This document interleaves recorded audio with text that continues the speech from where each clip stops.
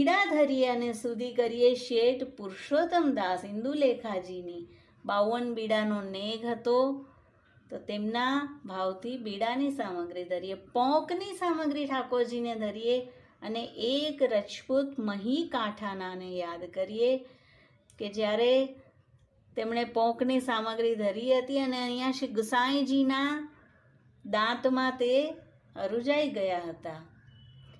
લાડુની સામગ્રી ધરીએ અને શ્રી ગુસાઈજીની સુધી કરીએ. શ્રી ગુસાઈજીને લાડુ અતિ પ્રિય છે. દૂધના પેંડા, ખોવા, મલાઈ, દૂધની ન્યારી ન્યારી સામગ્રી કરીએ અને મેહા ધીમરને યાદ કરીએ.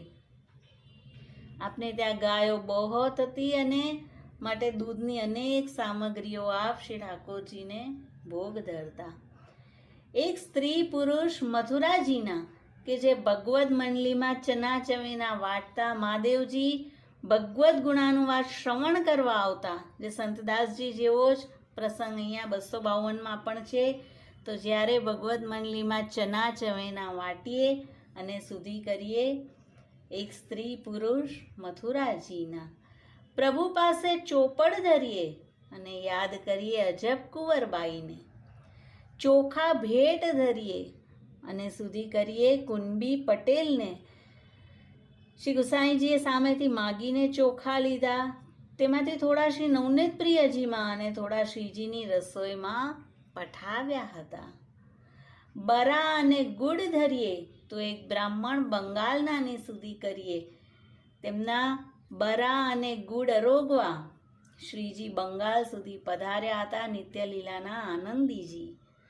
ઉત્તમ વસ્ત્રના તાકા ધરીએ ત્યારે એક ક્ષત્રિય નાગર રંજનીને યાદ કરીએ.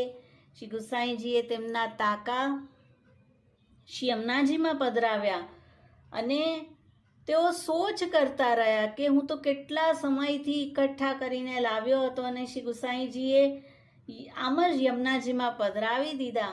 અને શ્રી ગુસાઈજીએ તેમનો સંદેહ દૂર કરવા તેમની સાથે શ્રી ઠકરાની ઘાટ પર પધાર્યા અને ત્યાં તેમને એવા દર્શન કરાવ્યા કે તે જ વાઘાના વસ્ત્ર ધરીને યુગલ સ્વરૂપ રાસ કરી રહ્યા છે. તો આવું દાન આવી સામગ્રીમાં ભગવદીઓને થયું છે. માટે ફલાત્મક શ્રી કૃષ્ણનું સ્મરણ જ્યારે વ્રજભક્તો સહિત કરીએ